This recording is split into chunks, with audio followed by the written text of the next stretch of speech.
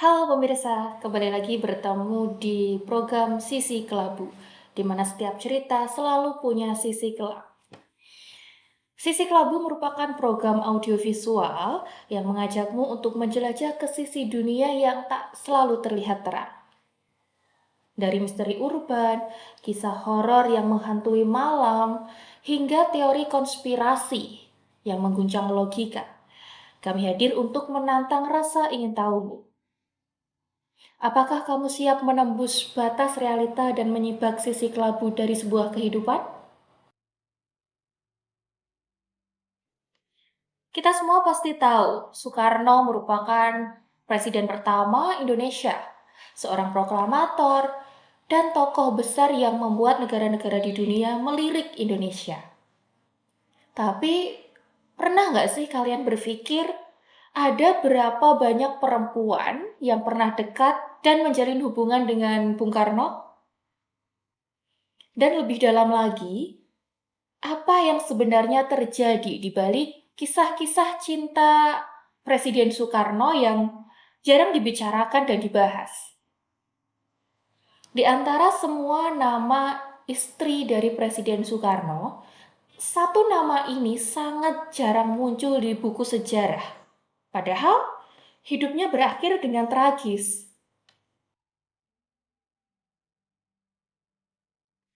Namanya Sakiko Kanase. Seorang perempuan Jepang yang rela masuk Islam untuk mengikuti keyakinan dari Presiden Soekarno dan ia juga ikut Presiden Soekarno untuk pindah ke Jakarta. Ia menikah dengan Soekarno dan hidupnya berakhir dengan bunuh diri setahun setelahnya. Cerita ini bukan sekedar drama, tapi bagian dari sejarah gelap tentang cinta, diplomasi, dan bagaimana seorang perempuan seringkali menjadi alat dalam sebuah permainan besar. Kisah cinta Soekarno dengan sang istri ini berawal di Jepang pada tahun 1958.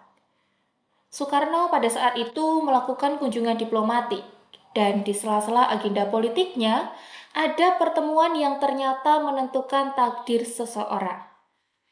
Di Kyoto, Bung Karno diperkenalkan dengan seorang model cantik, presenter, dan juga guru yang bernama Sakiko Kanase. Sakiko Kanase lahir pada tahun 1935 di Jepang. Dunia mengenalnya lewat sebuah klub malam Benibasha, tempat ia memikat perhatian seorang tamu agung dari Indonesia yang tak lain adalah Presiden Soekarno.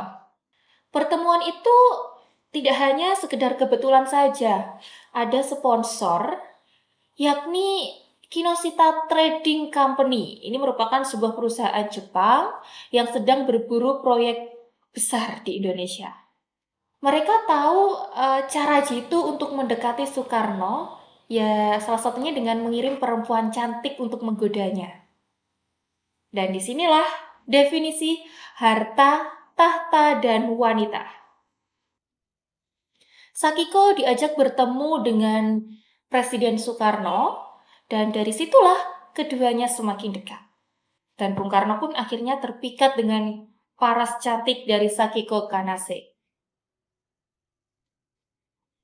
Tidak lama setelah pertemuan itu, Sakiko juga jatuh cinta dengan Presiden Soekarno. Ia mengikuti jejak Soekarno untuk berpindah ke Indonesia.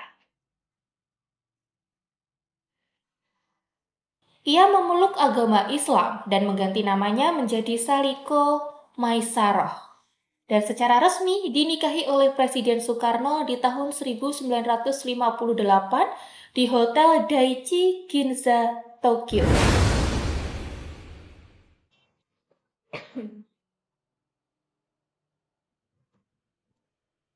Selama di Jakarta, Sakiko tinggal di sebuah rumah mewah di kawasan Menteng.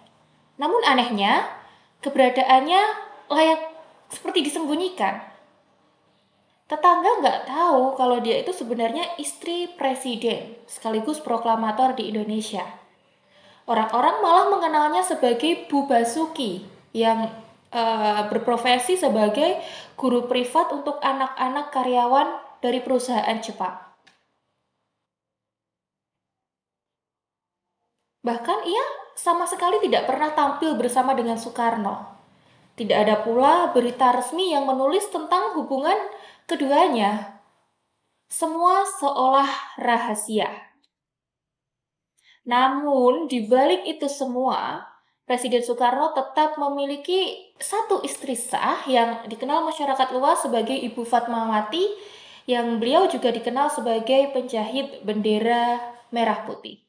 Status politiknya sebagai seorang presiden ini membuat kehidupan pribadinya penuh dengan pertimbangan. Namun meskipun demikian, Sakiko tetap setia, sabar, dan menunggu. Ia menunjukkan bahwa dirinya benar-benar jatuh cinta pada Presiden Soekarno. Namun situasinya semakin rumit saat ada lagi seorang perempuan Jepang yang masuk ke dalam kehidupan Soekarno. Di tahun 1959 muncullah nama Naoko Nemoto. Ini gadis muda asal Jepang yang pada saat itu masih berusia 19 tahun. Perempuan tersebut menghantui kehidupan Sakiko. Dia juga dibawa untuk mendekati Presiden Soekarno. Naoko dikirim oleh Tonichi Trading Company yang tak lain merupakan saingan dari Kinoshita yang sebelumnya membawa Sakiko untuk diperkenalkan dengan Presiden Soekarno. Ini bukan soal cita-citaan, ini juga sebuah bisnis yang besar. Siapa yang bisa membuat Presiden Soekarno jatuh hati dan terpikat, maka dia akan mendapatkan proyek-proyek besar dan menggiurkan di Indonesia. Dan benar saja, Presiden Soekarno terpikat dengan Naoko. Ia bahkan mengganti namanya menjadi Ratna Sari Dewi, istri yang dikenal oleh dunia hingga saat ini. Dewi dikenal sebagai salah satu istri Soekarno yang selalu tampil dengan gaya yang modis. Ia memiliki ketertarikan besar pada dunia seni dan juga sastra. Berbagai aktivitas seperti menari, bernyanyi, hingga berakting pernah dilakoninya. Pesonanya di bidang seni inilah yang diyakini menjadi salah satu alasan Presiden Soekarno terpikat padanya. Sementara Sakiko, ia mulai merasa tersingkir. Setelah semua yang dia korbankan, Presiden Soekarno kembali jatuh cinta dan kali ini secara terang-terangan. Sakiko mengalami depresi dan 3 minggu setelah Dewi mendarat di Jakarta, Sakiko ditemukan tewas mengenaskan. Ia bunuh diri di rumahnya di daerah Menteng pada 3 Oktober 1959 dengan cara mengiris nadinya. Pada saat Sakiko ini meninggal dunia, mirisnya di saat yang bersamaan Presiden Soekarno dan juga Dewi, perempuan Jepang kedua yang dikenalkan dengan Presiden Soekarno ini sedang menikmati liburan bersama di Bali. Jenazah Sakiko dimakamkan tanpa banyak upacara. Pemakamannya diurus oleh seseorang bernama M.A. Sabar yang ternyata merupakan ajudan dari Soekarno yakni Brigjen Sabur. Sakiko dimakamkan di TPU Blok P, Jakarta Selatan, tapi itu pun nggak berlangsung lama. Di tahun 1977, jenazahnya dipindahkan ke Jepang atas permintaan dari keluarga. Pada saat itu media Jepang seperti Shukan Shincho hingga membuat laporan khusus. Mereka menyebut bahwa kisah cinta Soekarno dengan dua perempuan Jepang ini merupakan bagian dari perang bisnis dua perusahaan, yakni Kinoshita dan Tonichi. Dewi baru mengetahui tentang kematian Sakiko setelah ia resmi menjadi istri sah dan melakukan sumpah di depan Al-Quran dan juga keris yang ada di Istana Negara. Jadi ini semua karena cinta atau hanya sekedar politik? Memang ini semua sulit dipisahkan. Pada saat itu Jepang membutuhkan kerjasama dagang. Dan Indonesia membutuhkan dana besar untuk pembangunan. Dan Soekarno Dengan segala pesonanya menjadi tokoh sentral. Perempuan-perempuan yang hadir dalam kehidupan Soekarno bukan hanya pasangan, namun juga simbol perkembangan Soekarno. Sakiko Kanase mungkin benar-benar mencintai Soekarno, namun ia juga menjadi alat diplomasi.